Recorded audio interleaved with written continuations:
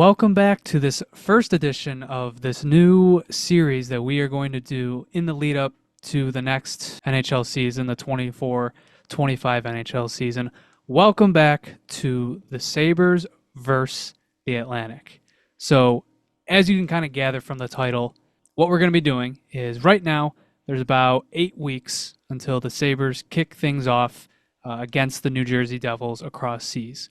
So for the next 7 of them, or within those 8 weeks, we are going to be pitting the Sabres up against their interdivision rivals, all 7 of them, previewing the teams quickly, previewing the opposing team's storylines, who they added, who left their team in the offseason, and then directly going head-to-head, comparing the lineups, the projected lineups, what their lineups look like. So my name is Jonah. I'm Christian. And I'm JP. And for today's episode, we are kicking things off against the Ottawa Senators. So I think if there's probably 1 or 2 teams that I think you can put in the tier of the Sabres heading in terms of where they are sort of at in their rebuild.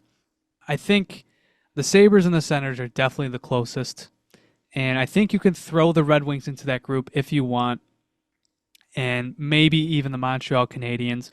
But what the Sabres and the Senators definitely have in common going in is that if they have another off-the-rails season, there's going to be a lot of change for each organization. And I think if the Senators especially, I know obviously the Sabres are head-deep into a 13-year playoff drought, but the Ottawa Senators are about 8 years into this rebuild. Brady Tkachuk, their captain, was taken back in 2018, and he has not seen a single playoff series. So the Senators and the Sabres are very much alike, where there's a lot of pressure going in, a lot of expectations, and just a lot to unpack heading into the season. I feel like they're basically in the spot we were with Eichels last year.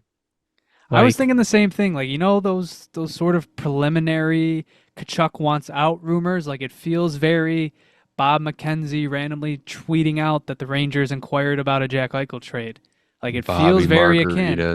And Margaritas. It kind of feels like the same, where it's like Eichel asked for a trade back in 2020, but it was under the pretense that if the team was going to rebuild again, he didn't, he wanted to go win hockey games. And I feel like that's sort of the same thing with Brady Tkachuk. I feel like he wants things to work out in Ottawa, but if they're not going to win, if they can't win, then he's eventually going to head for greener pastures. He's going to look for a contender. Maybe he'll go to join forces with his brother in Florida, but he's going to look elsewhere to see if he can win some hockey games. A telltale sign of a dysfunctional organization is just star talent revolving in and out of the organization throughout the years. And we've seen it here in Buffalo. And the Senators are definitely in a position where that could happen to them again this next year, because other than 2017 when they had that run, did they make the playoffs a few years? Well, did they make the playoffs before? Did they make the playoffs a few years before that too? Before 2017, yeah, I think they remember the Hamburglar run with. Andrew Hammond run. Yeah, they got in. I think that was 2015. So they were sporadic. Alfredson was still around at the time, but 17 was obviously their last kind of grasp at the cup. And since then, since Chris Kunitz kind of ended that core, it obviously it hasn't gone well. We won't go too deep into like what's gone wrong, but Pierre Dorian, I think, proves that whether or not Eugene Melnyk was how far into it he was meddling with the team. Dorian's tenure as GM did not prove to be too fruitful and too successful. So we find ourselves here with a new Senators ownership group and a new GM, and we head into this off season. And well, why don't we take a look at some of the additions that they made? And so looking at this list, we can start with the key departures. And I think you have to start with Jacob Chychrun, someone who was the obviously the marquee addition of the trade deadline back in 2023. And they gave up a lot for him at the time. They gave up a lot. It was a first and 2 seconds. So at the time, Chikrin, because he was from the Ottawa area, it was another example, just kind of, oh, like this guy's coming home. He was the biggest fish on the market at that deadline, if I recall. And to kind of see him, it fell apart quickly. I remember there was rumors off the ice. I think his dad, his father was going after people like on Twitter, anybody that would like criticize his game, and it obviously it didn't prove to be a good fit, and it's very reminiscent of the Alex DeBrincat situation where they had to ship him off about a year later and kind of get pennies on the dollar. That's It tough, man. sounds They're losing draft capital over guys that they think are going to be around for a long time, and it's good draft capital too. It's first round picks, Yeah, Daniil and Boot was, I think, Daniil selected with Boot, that pick, and yeah, went one pick later. Zach Benson, Zach Benson. yeah, they he, could have had a nice piece there. My personal opinion is I'm not extremely excited to watch this roster. Seems like more of the same, other than, maybe adding a better goaltender, a lot of bottom six turnover, and you're losing a stud defenseman. Yeah. It's like that you don't get better losing a Jacob Chikrin, no matter how toxic you think he is to your organization. It's the same thing with Jack Eichel. It's like people were like, "Oh, great, he's gone. That's great." It's like, listen, you don't get better as a team losing a Jack Eichel. I don't know. I feel like this might be another year of tire spinning for them, and they can't afford that. There could be a lot of change coming in the following seasons if my prediction is correct, which now that I say it, it's probably going to be wrong because how many times am I really right on this show? You could probably count on one hand. Yeah, No, I'm probably. just kidding. So One looking at the rest finger. of this list, the biggest, I guess, departure is Jonas Corposalo, but this is definitely a departure that I think a lot of Sens fans were not too upset to see happen. Obviously, being I guess the big piece, the big roster piece going back in the Linus Allmark trade. Corposalo had an awful season with the Senators, and after signing that was it a 5 year, $4 million deal in the previous free agency, it just did not go well. He was not good, and I almost give credit to Steve Stais. He identified that that is a position of need, and he was part of the problem, and they were able to ship him out and for some retention. But I think given who they got back in that deal, I think they're feeling pretty good. So running down the rest of this list, Eric Brandstrom, who I think was kind of always, you looked at his analytical profile, he was like really, he had really solid underlyings, but seemed like he was very turnover prone and bad mistakes and such. So he's on the way out. Dominic Kubalik, who came back in the Alex DeBrincat trade, really didn't work out there. His career has really taken a turn for the worse ever since his big rookie season a few years ago. And looking at the rest of the list, they did have some bottom six turnover. Parker Kelly gone, Igor Sokolov gone. Sokolov, who actually leads the Belleville Senators all time in points. Yuri Smelko and Boris Kachuk. So a lot of turnover in the bottom six. And as we get into the additions, we'll see kind of where their heads are at in terms of what they're bringing to this roster. So we can get into the big one. Linus Allmark. That was the big addition of the season, of the offseason. And, they made it at quite the time. Just a few minutes before puck drop on, was it game seven? Game seven of the Cup Finals that they made this trade?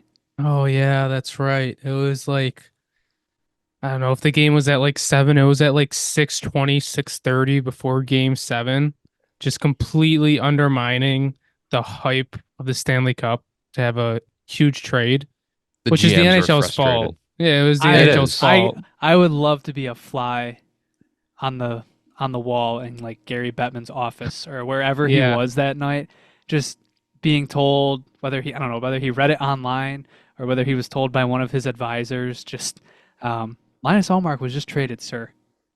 He's like, you have got to be. They couldn't wait one day Yeah. The or like draft a was few so hours close. earlier. Like it was crazy.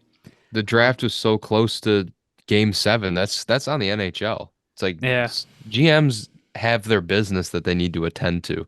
They're not going to wait for some formality as of the cup final for some reason ending at the end of June. This has honestly been the shortest offseason I could remember in a long time. Like I feel like if we were this time last year, when we're recording and stuff, it feels like it'd still be like early July, and we'd be waiting around all off season, the dead period and everything. But yeah, I don't.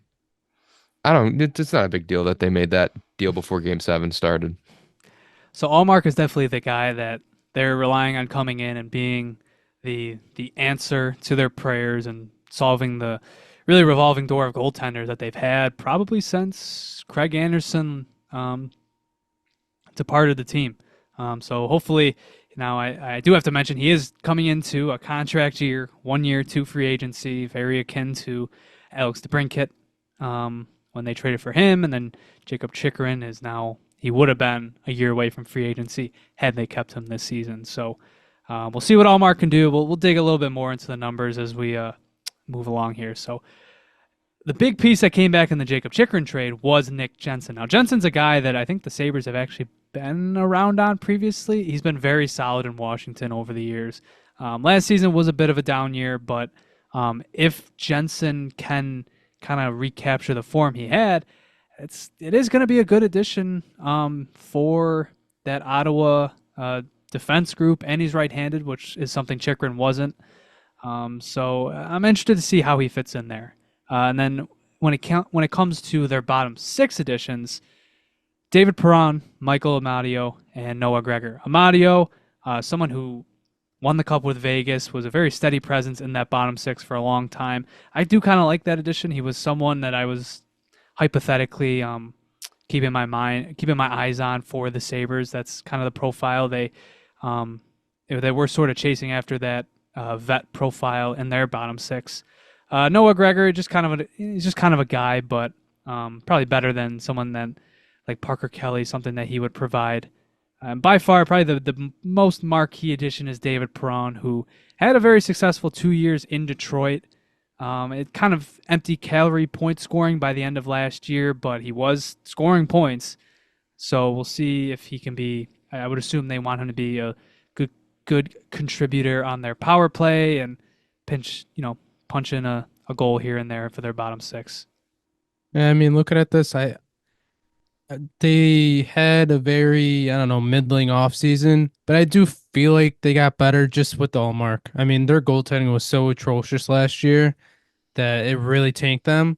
So, I mean, the Allmark move, I think it was a great move for them. I think it's going to be crazy that he probably won't re-sign, and they probably just gave up a ton for nothing again, because I think Allmark's going to hit the open market after he has a crazy year with Ottawa. But I think that was a really good move for them, and I think they might be better than last year. I know Chikrin's gone, but their big issue was goaltending. Do you think from like a business perspective, the Senators would be like, all right, let's hope Olmark doesn't have too good of a season to the point where everyone's, gunning for him and he leaves, but has like a slightly above average season and decides, hey, I'm already here. They're offering me a second contract. I'm probably going to be good for a long time after this. And, any other possible suitor isn't really overpaying for me. So maybe I'll just stick around here. Do you think that could be a possibility? I would imagine the way things went down in Boston, and when I say the way things went down, I think just the fact that despite the insane Vezina season that he had 2 years ago, Jeremy Swayman was starting in the playoffs by the end of the series against Florida. And then this past season, Swayman was the better goaltender and I think started every playoff game except from game 2, and Allmark lost that game, and I don't think he saw the ice again. I think he probably wants to go to an environment where he is the guy. And look, there's not so many elite goaltenders in hockey. Like he would have options to go elsewhere and do that. But Ottawa is a team who I believe he waived a no trade clause for. So it's clearly a team that he's already open to playing for. So I guess we'll see, depending on the season and depending on they do. I would think he's open to a long-term extension. I think it just has to go well, hence why there haven't been any extension talks yet. I was gonna say it's probably very dependent on how if they're gonna have to rebuild after this year. I mean, when did Allmark leave the Sabres? was right when the Sabres like second rebuild started. If the Ottawa second rebuild starts, he's probably gonna leave. And it is ironic how he's shaping up a year from free agency with those kind of stakes. Yeah. So why don't we get into some of the storylines? So for me, there's three big storylines for this team heading in. Number one, back to the Linus Allmark conversation, is he a legit number one goaltender? Like, truly. Now, he had that insane Vezina season 2 years ago, which we know. And he's always been good with Boston. But was he a product of an elite top four, top six defense group that Boston had? And overall, can the goaltending stabilize? It's not just Allmark. It also goes with Anton Forsberg. Forsberg was also not good for the Senators last year. It wasn't just Korpisalo. They had arguably the worst, I think maybe the worst tandem in hockey. And when I say, is Linus Allmark a product of Boston's system? People look to Allmark's time in Buffalo, and they look at the save percentages, and his save percentages were always good. But I think you'd be a little bit surprised that, maybe his goal save above expected weren't great. 18-19, his first full season with the team in 37 games, he was a minus 17.4 goal saved above expected. The next season, 19-20, he did improve, but it was still a minus 4.81. And then that bubble season, which I think people always pointed to because I think he had a winning record that year and like a 9-10 save percentage, he was still a minus 1.9 goal save above expected. So it wasn't, I think people like to romanticize that time a little bit, maybe just being like, oh, it's like the meme of the Lamborghini at the worn down house where it's Linus Allmark is like the one prized possession of the team. I don't think that's totally true. And even his first season in Boston, he was a minus 2.54. But the last two seasons, his Vezina season, he was a plus 38.21. And this past season, a plus 21.62. So the big question for me is, do I think Allmark can be that? Yes, because goalies are voodoo, but also because he was insane these past 2 years in Boston. I didn't realize he was that good that year. That's insane. I don't Yeah, know. he was stupid good. I think Boston obviously does have a really good system, and I wouldn't say Ottawa has that. So it will be really interesting to see how that works out. I hadn't really thought of that before, but that's a good point. I think he's going to be fine. Going back to his time in Buffalo, we always looked to him when he was, starting in Buffalo as our number one goalie. And, injuries aside, he played well for us. And going to Boston, he carried, wins with him there. And I think he's going to do the same thing in Ottawa. Defense be damned. Obviously, Boston has much better defense than the Sabres have had in the past, recent memory, and which is probably what contributed to his Vezina season a little bit. He might, take a little bit of a step back, but I don't think it'll be anything crazy. I think he'll still be a very serviceable goaltender for them. If he does fall off this season, I will be extremely shocked. I think that's a fair assessment. I would also say about his time in Buffalo, looking at him as a starting goaltender, I mean, it's easy to be the starting goaltender when, the guy next to you is blind. So He never there's that he'll too. never let that one go. So yeah, it'll be interesting to see how does Allmark do, and no matter what, even with who we'll talk about next, with Travis Green coming to the staff of the Ottawa Senators, I think even Ottawa fans would acknowledge that this is going to be a less structured team than the Boston Bruins. I feel like that's only fair to acknowledge. We had Jameis Winston starting in net for us. He couldn't see. He couldn't see anything. On to Travis Green. So he was hired as the next head coach of the Ottawa Senators. Obviously, that role has kind of been a revolving, I don't want to call it a revolving door, but obviously DJ Smith was fired. And then Jacques Martin he took over, but it was acknowledged from the start that he wasn't going to be around long term. And then when they did this search this offseason, Travis Green was the name that they kind of settled on. And Green's interesting. We kind of joked about it at the time because Green, who had previously been on the New Jersey Devils staff, he came in after Lindy Ruff was fired in March, but he really didn't do a good job with that roster. So, us Sabres fans, we kind of inevitably made the comparison that the Sabres got the better coaching hire. But Green, his coaching tenures, they're not great. Like, they're not going to jump off the map at you. He did have that one good season with the Canucks where they went to the game 7 of the second round in the bubble. I think that was by far his best season he's had as coach, but his resume really isn't great. But what people do say about him is that he is the coach that the players are going to come together as a group to sort of hate. The videos of his training camps are fairly notorious, especially like the first day where his conditioning of the players is very intense, where they're like hunched over on the ice trying to catch their breath. And, I wouldn't be surprised as we get into September, once camp opens, if we see some of that for the Ottawa Senators. And look, given how the core, how there's been whispers of how that locker room maybe isn't so steady, this could help. Maybe he's not the most tactically proficient coach in the world, but that kind of presence, I mean, hey, as Sabres fans, we were sort of asking for that. And, I think we got some of that with Lindy Ruff, but I think Travis Green probably ventures more into that, guy that the players hate sort of category of coaches. So it'll be interesting to see how that group reacts to him coming in.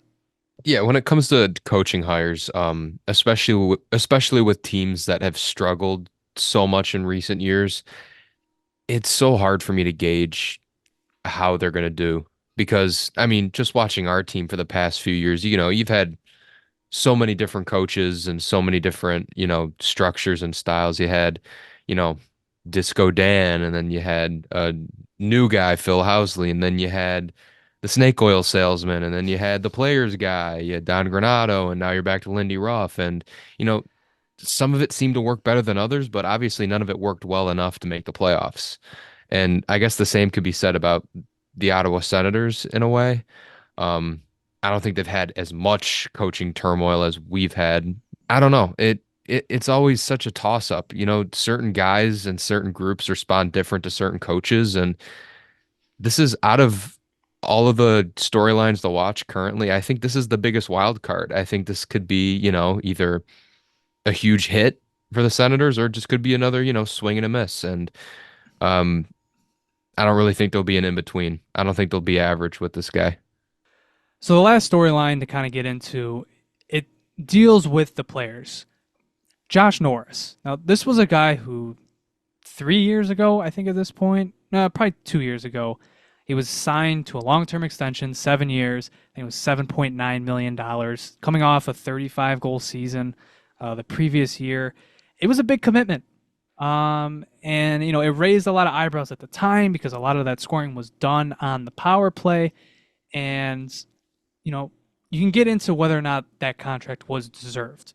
But what's more notable here, it has to do with him as being available. Is he going to be available to the Ottawa Senators this season? He's had tons of shoulder issues, re-injuring it on, while taking a face-off, and that put him out for nearly the whole season. It's just been unbelievably bad luck for Josh Norris, and that's an important piece because if he's not healthy, someone, whether that's Shane Pinto or even maybe Ridley Gregg, they have to step up into that 2C role, and that's not an easy role to step into. And there's also been talk of maybe moving Norris to the wing, which is interesting. And what does that entail? There's not a full amount of confidence in his ability to stay healthy or give it everything he has. So that's my biggest question for the roster. I think a lot of the pieces on the roster are good. There's not really a lot of question marks. It's more so, can the group come together? But Norris is the guy where I'm wondering, what does this season look like for him? He's a big part of this team, and he's been part of the reason why they haven't been so successful recently because he can't stay healthy. So that is, I think it's one of the biggest factors for this roster. Especially that second center role. I mean, we know how important that is with the Sabres. So it'll be really interesting to see if he can finally stay healthy for a whole season. I was gonna say, sounds really familiar, doesn't it? Thinking about moving your second line center to the wing and maybe not with the injuries, but more or less like, is this the right role for him? Maybe these two teams are more alike than we think. Well, they actually are. We've Well, discussed that. They Yeah, are more they than are we pretty want to similar. admit. Yeah, it's Yeah. more than true. we want to admit. We go both teams go back and forth with each other all the time, especially the fan bases, but it's like, the two little brothers. They just can't seem to figure it out. Well, why don't we get into the actual comparisons of the rosters themselves? Let's take a look at their projected lineups for this upcoming season. So, looking at these two teams' lineups, these rosters are via the daily faceoff. This is what they project each of these 23-man lineups to be heading into opening night, or more specifically, just the actual starting lineups that a team would ice heading in. Some of the extras, they're not included on that website. Kind of had to go to Puckpedia to pull those out. So we can look at the Sabres first. So you got Paterka, Thompson, Tuck, Jason Zucker on the second line with Cousins and Quinn, Jordan Greenway on the third with Ryan McLeod, Zach Benson, and then Beck Malenstein with Sam Lafferty, Nicholas Aube-Kubel. Looking at the defense, Byram and Dahlin, Power and Yoki Haru, Samuelson, Clifton, Lukin and Levi. Then your extras are Krebs, Bryson, and James Reimer. So nothing too strange there. Maybe the Greenway placement is, a little different from what most fans would project, but I don't think it's too entirely. The rest of the lineup, it makes a lot of sense. Looking at the Ottawa lineup, your first line, Tim Stützle, Claude Giroux, Brady Tkachuk. Second line, Josh Norris, Drake Batherson, David Perron. Shane Pinto, Michael Amadio, Ridley Gregg on the third. Zach Ostapchuk on the fourth with Zach McEwen and Noah Gregor on your fourth line. Onto the defense, Jake Sanderson, Artem Zub, Thomas Chabot, Nick Jensen on the second pair, Tyler Klevin, Bernard Docker on the third pair for the Sens, and then their goalies, Linus Hallmark and Anton Forsberg. So I'll turn this to you. When you guys look at these two lineups, where do you see the strengths of each of these teams? Do they have the same strength? Do they have the same differences? What do you think each team, what do they do better as opposed to another? Or do they even edge each other out in different areas? When it comes to the forward group, at least, I'm seeing a little more, I give it to Ottawa with the top lines. I think that their top two lines kind of edge out our top two lines. But when it comes to depth throughout the forward group, I think we have a more well-rounded forward group than they do. And I think our bottom six has more of an identity than they do. I think we're more of, like that fast and physical type of bottom six when you look at Ottawa's, I think it's more, what the Sabres have been for so many years, just looking for an identity.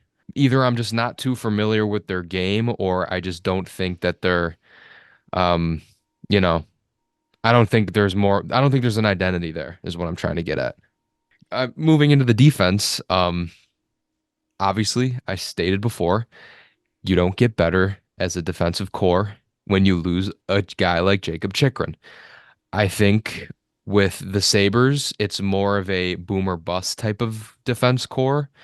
They have their studs in Dahlin and Power, and here's your boomer bust. You got to hope Samuelson stays healthy. You got to hope Byram has a good, I guess you could say, bounce back season. He was only on the team for a third of the season, but he's kind of tapered off since his head injuries. And then you got Connor Clifton and Jacob Bryson kind of rotating in.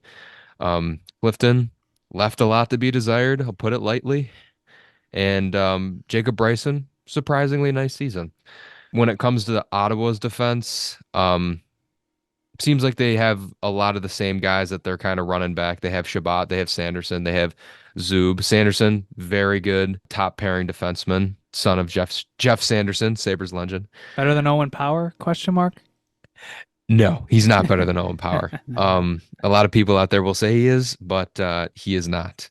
And I can go into I think they're in the same tier. they're in the I same prefer tier. Power. I think they're both on the brink of that breakout season, so that'll be a fun competition to watch going into next year. I think when you look at the defense, like if Sanderson is, if Power is to Sanderson, then Dahlin is to Chabot, but Thomas Chabot is not Rasmus Dahlin. And I No, think that's the biggest difference between these two groups. Do the Sabres have a Nick Jensen? I don't think so. I think that's what they're lacking. Artem Zub, I think Ottawa, I think they overrate him a bit just because like he's a profile that group doesn't have where he's very defensively steady. Should he be on their top pair? No. But he's a guy that has proven to play up. I think the Sabres have the star power, but I think Zub and Jensen, like they definitely have the stronger right. I won't say stronger right side because Rasmus Dahlin is on your right side, but Zub and Jensen is better than Yoki Haru and Clifton, and we can agree on that.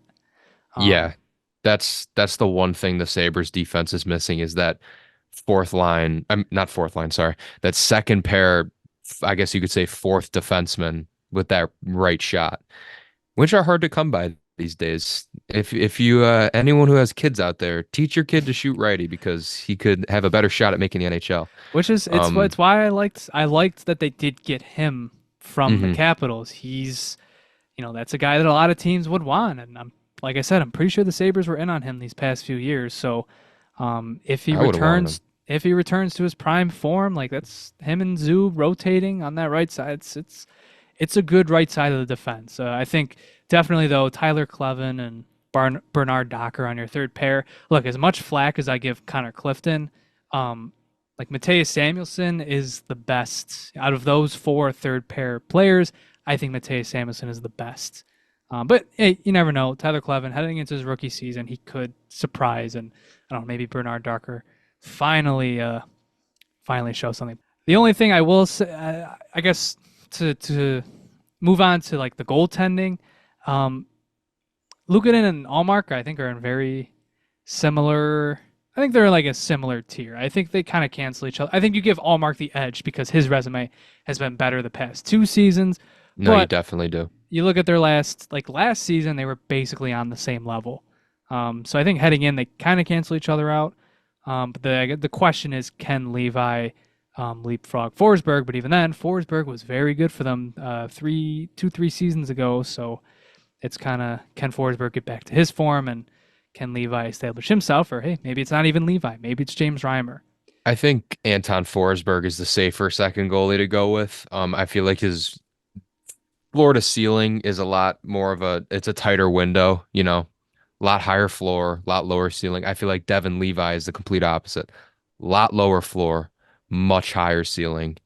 You hope that when the season starts, and I guess hopefully if he's on the roster, that he steps into that second goaltender role and he just runs with it and he makes it a battle for that starting job against Luukkonen, which I would say it's kind of a good problem to have because you just paid Luukkonen, but it's almost like a Jeremy Swayman, Linus Ullmark situation in Boston. You could have two really serviceable goalies for your team. But I would give the goaltending edge to. It's so close, man. I don't know, JP. What do you think? I think we're better than this team all around. I think I it is love the close. optimism. I think it is close. Like I don't think we're that much better than them, but I'm just looking up and down the lineup, and I just feel like we have more depth. They might have a higher floor. We have more pieces that aren't as proven, but I think our ceiling is way higher than that team. The one thing I really didn't get into, I really didn't touch on the forward group. I do kind of agree with what Christian was saying about the identity, at least in the bottom six. I think, Noah Gregor, Zach Ostapchuk, and Zach McEwen, your fourth line, it's not great. It's really not. But that third line, there is something there. Greg and Pinto on your third line, like that's really good. But I think I trust the Sabres second line a lot more. I can give their first line the edge. Brady Tkachuk, Tim Stützle, Claude Giroux, that is a legit first line. And I think Thompson, Tuck, and Peterka is, but it relies on Thompson getting back to form, Tuck getting back to form, Peterka continuing to build. But I trust a Cousins bounce back a lot more than I do a Norris bounce back. And I also think a Jack Quinn breakout could leapfrog him past Drake Batherson. So I also think David Perron, like I said, he was scoring a lot for Detroit last year. The advanced numbers weren't great, so I think Jason Zucker might be a safer pick there. Um, like I guess what I'm trying to say is I would give their high end, their first line the edge, but I think I definitely trust the Sabres second line and bottom six a bit more. Yeah, we're just deeper. We're definitely deeper. And I think that's the first time that we can really say that in a while. So I hope you're right. So, after kind of reviewing everything, I know JP you kind of gave your thoughts on it, but who is the better team? Who is going to finish higher than the other in the standings, and why do you think that? I'll finish my point quick. I just think we are the better overall team. I think it'll be really close. Like we might only finish, well, hopefully we only finish like a few points ahead of them. I just think we have more depth. I think we have a lot more breakout potential than they have. So I think we're the better team, and I think we're going to bury them, and they're going to start their second rebuild. Out of all the smack talk we've talked about the Senators, do you really think I'd pick them over the Sabres this year? Absolutely not. I have to ask the question. No. You know, I have to I know. see. I know I it's have your to job. seem fair. Yeah. No, I think the Sabres will definitely be the better team this season. I think we haven't really compared them. I think they have the better coach. We compared them, talking about the Senators' new head coach, but I think between Lindy and him, we have the better coach. I think our lineup all around is deeper than theirs is. Again, we need our star power to come back to its 2022-23 form with a little more of a, defensive shield in place. But I think we're going to finish above them in the stands, and I think Lindy Ruff is going to take this team to the playoffs, even if it's in a wild card spot. And I'll say that in the first episode of our Versus series, I will make the statement right now. I'm very interested to see what he has to say about the Bruins when we get there. I'm going to keep my mouth shut. Yeah, I think, I'm a Sabres fan at the end of the day, and I think I give my team the edge here, but I do have a few reasons for that. Christian, you bring up a great point. I think they have the better coach. Like, I'm not a big Travis Green believer. Can it work for them? Yeah, I do, because I think he can be that sort of chaotic force coming in to get all their guys in order, get them in line. But as a coach, not just as like a presence in the locker room, he doesn't have the greatest track record. And I think that's really the biggest question for me because he has the talent. Can this team be, I think they'll be a 500 hockey team. I don't think last year's going to happen again, where last year it was very much due to their goaltending. I think Allmark at the very least is going to fix a lot of that. But is this team a playoff team? Are they going to get there? It really depends a lot on Travis Green and Josh Norris staying healthy, and it'll be interesting. I'm also interested to see, is this the year that, Claude Giroux is one of those guys where like he just is always good. He's kind of Joe Pavelski in that way, but Joe Pavelski finally lost a step this season and he stepped away from the game of hockey. So it can happen quicker than you think. And Giroux is such a key piece of that lineup. He's definitely a player that like the Sabres don't have. They don't have that type of player. So if maybe if he starts to show his age, I think my problem with their rebuild from the beginning, it's really since the DeBrincat trade, the timelines have never meshed. And I think you saw that with DeBrincat. Like he couldn't come to that team then. He needed a new deal and was older than most of the core. Same thing with, Giroux. Giroux was ready to win a cup coming home to Ottawa. They weren't ready. And now Allmark, who is, I think he's older than 30 now, but now he's a year away from his big extension. So I don't know. It's going to be interesting. Can they put together one good year, though? They can. They have the pieces. They have the potential. They have the potential to finish above the Sabres this year. Absolutely. But do I think they're going to do it? No. I think the Sabres have more spread out depth and they have the better coach. But I think Stützle, Kachuk, Sanderson, like they have high-end pieces that could, prove to be bigger booms than any of the Sabres have themselves. So I'll go with the Sabres, but they're in the same tier for a reason. They have the same questions kind of going in. Can they finally put it together? The Sabres, can they end a 13-year playoff drought? Can the Senators end it's going on 8 years now. So really in the same boat here. So And at least on our top line, we don't have an Olympic diver on our top line. So yeah, I One had to more bring that up at least once. one more dig before we shut this thing down for the night. well, it's going to be another fun season of going at each other's throats. Hopefully this rivalry does soon become two teams who are actually good and can actually compete against each Yeah. other. Bringing back a rivalry that doesn't make you sad. It's not a rivalry that depends on footage from like 360p footage from 2007 to get you fired up for a game. Hopefully, it's actually two good young teams going at it. Oh, man, almost 18 years ago. That's crazy. I've always said that the hockey world is better when the Sabres and the Senators are both good at the same time because their fan bases are just they're both great. A little toxic. We understand each other. We do. So, thank you very much for listening to this episode. We'll be back next week. I don't know who we're going to cover yet, but we'll be back next week to cover another team of the Atlantic Division. Same format, digging into the opposing team storylines, who they added, who departed, and then comparing the lineups. So, thank you very much for listening. See you guys next time. And as always, go Sabres. Go Sabres. Go Sabres.